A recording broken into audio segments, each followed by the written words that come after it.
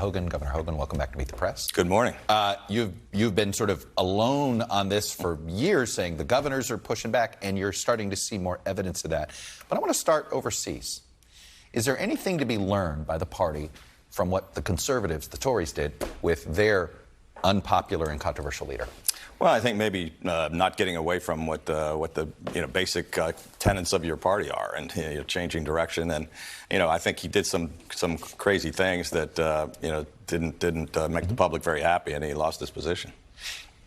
Why isn't the America's Conservative Party doing the same thing with their leader? Well, I would argue that we are. It's just taking longer than it should. As you pointed out, I've been talking about this for years now, and I felt like I was on a lifeboat, all by myself. But now we need a bigger boat because more and more people are speaking out every day. I was chair of the National Governors Association. We were pushing back all throughout COVID.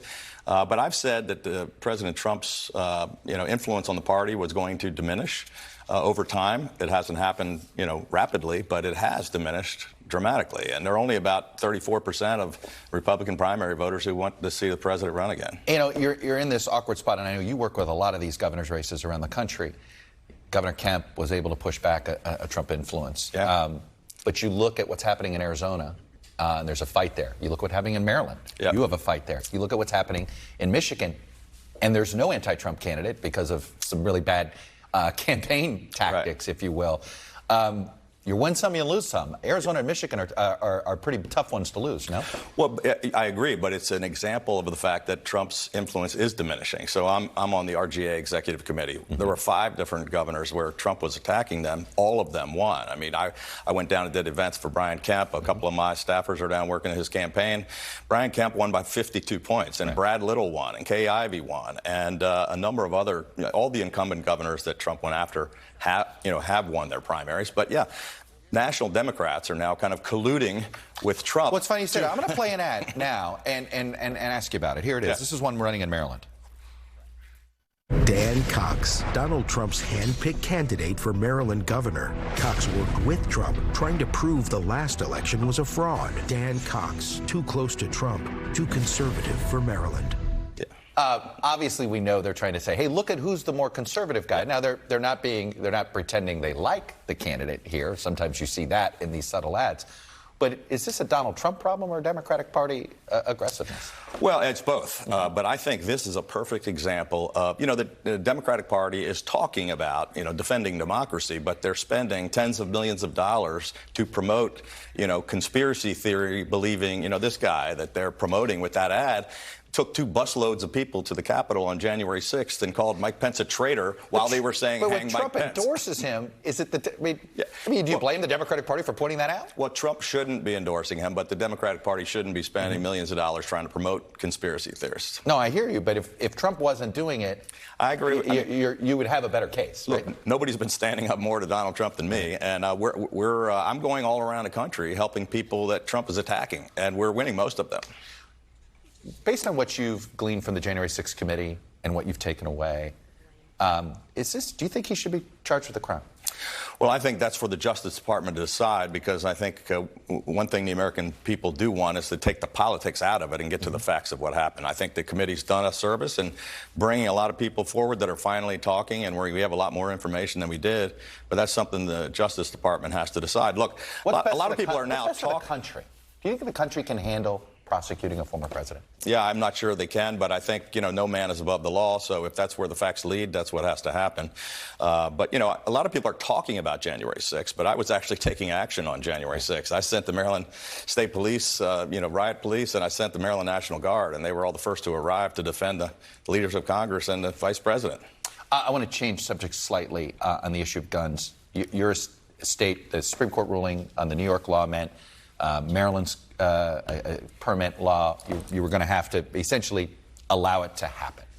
Do you feel as if the Supreme Court has constrained your ability to fight guns?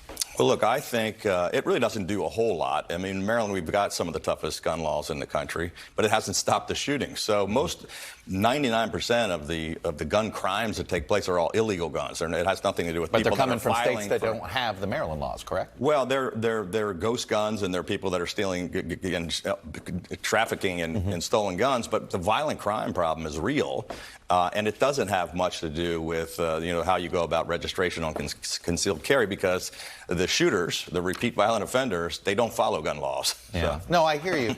But look at all these mass shootings. Yep. Too many of them. They're always, oh, by the way, the gun was purchased legally. Yeah. So, and here you have states with red flag laws that can't be implemented. Is that really the elixir? Well, look, I signed a red flag law that does work in Maryland, and so we aren't having some of those issues. I'm for universal background checks and for reasonable restrictions, but I've always supported the right of law-abiding citizens to go through a process and to be able to bear arms, but to do everything we possibly can to take guns away from the mentally ill and criminals. And that's the problem in our state. Our legislature keeps voting against penalties for people that shoot people with guns. What do you think the Supreme Court has been too conservative, about right, or maybe too activist?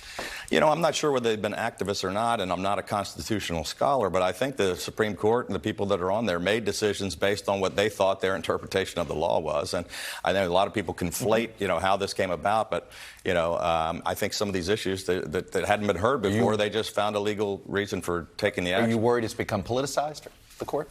I'm worried about the fact that the country is so dramatically divided, and that some of these issues are going to continue to help us be divided. But I think the vast majority of people in America are just frustrated with all the angry rhetoric on both sides.